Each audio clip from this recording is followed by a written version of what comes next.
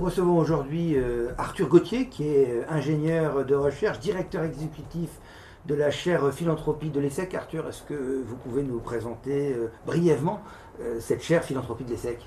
Alors, la chaire philanthropie, c'est une chaire de recherche qui a été créée en 2011 pour développer et diffuser des nouvelles connaissances sur la philanthropie au sens large, les dons des particuliers, le mécénat d'entreprise, mais aussi l'action des fondations. Et donc, au sein de l'ESSEC, on a une petite équipe de recherche et on essaye de faire partager tout ce qu'on trouve sur ces nouvelles façons de donner.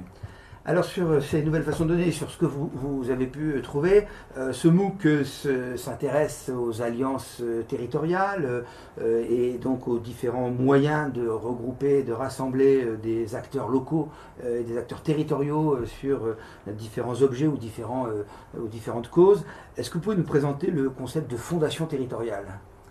Une fondation territoriale, c'est un organisme privé, sans but lucratif, d'intérêt général, comme toutes les fondations en France, mais qui a la particularité de recueillir des dons locaux pour soutenir des projets locaux sur un territoire donné. Donc il y a un ancrage territorial très fort de ces fondations.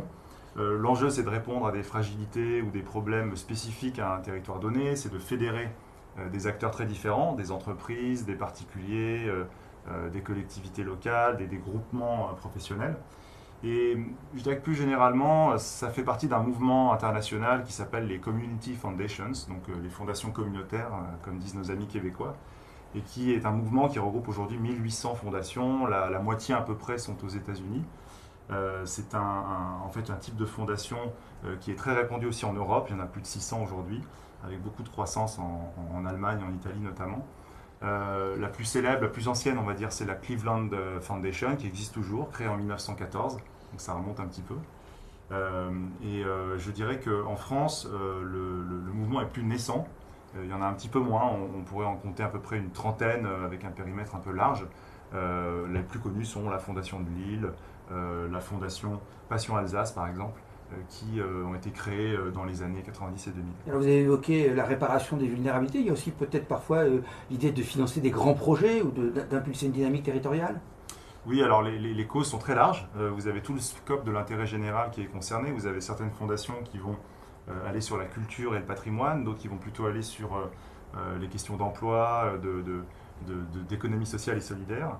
Et en fait, l'avantage de ces fondations, c'est que par rapport aux autres fondations type entreprise ou autres fondations reconnues d'utilité publique, c'est qu'elles ont un périmètre étroit et un objet très large. Périmètre étroit parce qu'on est cantonné à un territoire local qui peut être une ville, un département, une région, là où d'autres fondations agissent à l'international. Mais par contre, on a un objet très large. On n'est pas uniquement sur un thème ou 3 thèmes comme une fondation d'entreprise. On peut être sur une variété de thématiques qui sont d'ailleurs souvent imbriquées les unes les autres. Et c'est au niveau local généralement qu'on peut en plus traiter cet enchevêtrement des problèmes. Et donc si on s'intéresse donc à la fondation d'entreprise et aux autres formes de fondation, la différence principale entre une fondation territoriale et puis d'autres fondations, les fondations d'entreprise, c'est précisément cette dimension de périmètre. Alors oui, il faut aussi souligner que la fondation territoriale n'est pas un statut juridique à part. Ça, c'est important de le noter. C'est une forme de fondation, mais qui peut adopter des statuts juridiques classiques, type fondation reconnue d'utilité publique, fondation abritée également, ou même fondation d'entreprise, quand vous avez en fait plusieurs entreprises qui veulent créer une dynamique territoriale. C'est le cas de Maine-et-Loire, par exemple, en Maine-et-Loire, qui regroupe une quarantaine d'entreprises. Donc vous avez plusieurs statuts différents. Ce qui est important, c'est vraiment la dynamique collective. Ça peut être impulsé par une personnalité morale ou plusieurs. Vous avez par exemple à Bordeaux, Bordeaux Mécène Solidaire, où c'est à la fois la ville, le CCAS et le Crédit Municipal de Bordeaux qui ont créé ensemble la fondation. Vous venez d'évoquer la diversité des statuts et on va dire l'absence de statut juridique des fondations. Quelles conséquences alors en termes de fonctionnement, de gouvernance, de financement? La gouvernance, c'est un point clé puisque vous avez des parties prenantes très différentes qui vont faire partie de la fondation. Vous allez avoir des organismes publics, vous allez avoir des entreprises, des particuliers, des donateurs, des associations qui organisent sur le terrain des actions. Et donc la question des statuts est clé puisque la rédaction des statuts peut prévoir différents collèges qui vont représenter toutes les parties prenantes et éventuellement un code de déontologie puisque vous vous en doutez, il y a aussi potentiellement des conflits d'intérêts, voire des questions de couleur politique qui pourrait teinter certaines de ces fondations, ce que veulent vraiment éviter généralement les fondateurs. Donc, par les statuts, on peut vraiment organiser la gouvernance de manière paritaire en fonction des différents intérêts qui sont représentés et faire en sorte que les donateurs soient bien représentés, mais aussi un collège d'experts ou de personnalités qualifiées qui peuvent venir apporter leurs compétences pour choisir les causes et bien affecter les dons. Alors on parle de causes justement, est-ce que vous pourriez nous donner un ou deux exemples de projets, de réalisations très concrètes de ces fondations territoriales? Alors c'est très vaste, je pourrais en citer deux. À Lyon, vous avez l'Université de Lyon qui a lancé un mouvement de fondation qui finalement regroupe tous les acteurs qui s'intéressent à la recherche scientifique à Lyon et là, dans sa région.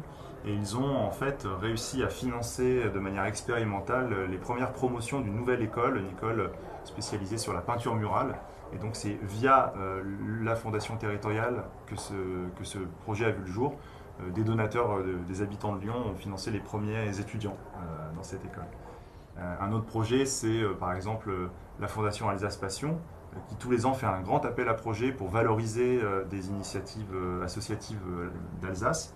Non seulement ils les financent, mais ils ont un partenariat média avec Dernières Nouvelles d'Alsace, France 3, pour mettre en avant ces réalisations associatives. Donc là aussi, pousser le secteur associatif local. Alors on voit bien que ces fondations territoriales sont des objets de ce qu'on appelle parfois le collective impact, l'action collective, c'est bien la dynamique qui est à l'œuvre dans cette démarche. D'ailleurs, on a eu l'occasion de présenter ces questions de collective impact dans tout ce qui est impact investing, dans un autre MOOC, la finance qui change le monde que nous faisons à l'ESSEC. Une dernière question sera autour de l'impact justement. Est-ce qu'on peut donner quelques pistes d'évaluation ou de mesure de cet impact et de l'impact de ces fondations territoriales? Le premier impact, il est financier.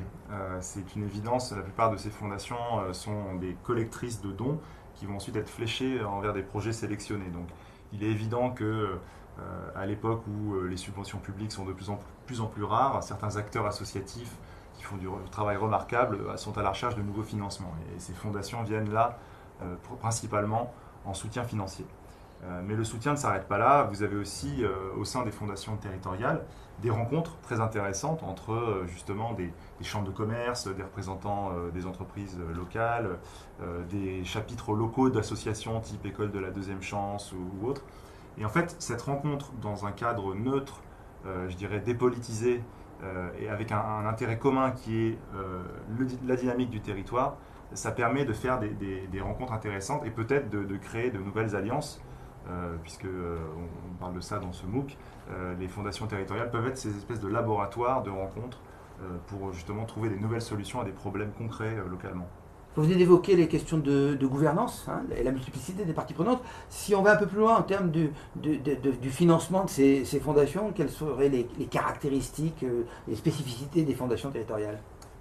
Les fondations territoriales vivent de deux grands types de financement. D'abord, les financements qui vont servir à constituer ou à alimenter la dotation de cette fondation, puisque le principe, c'est de créer une dotation dont on utilise ensuite les revenus pour faire une action de long terme sur le territoire. Mais vous avez aussi des financements plus ponctuels. Par exemple, des campagnes de collecte peuvent être organisées. Par exemple, en 2008, il y a eu une grande tornade à Lille qui a dévasté une partie du territoire et la fondation de Lille a fait une grande collecte auprès des habitants qui ont pu, je crois, lever 150 000 euros pour des familles relogées ou sinistrées. Alors, les financements peuvent venir de particuliers, on en a parlé, des gens très modestes comme des gens plus fortunés. Un peu comme du crowdfunding finalement. Voilà, vous avez une forme la plupart des fondations aujourd'hui lancent des plateformes de crowdfunding au sein de la fondation territoriale. Vous avez bien sûr les entreprises, qui sont en fait souvent les plus gros financeurs des fondations territoriales. Et puis vous avez potentiellement aussi des financements publics qui peuvent être abondés. Les financements de type dons privés servent d'effet de levier pour entraîner d'autres financements.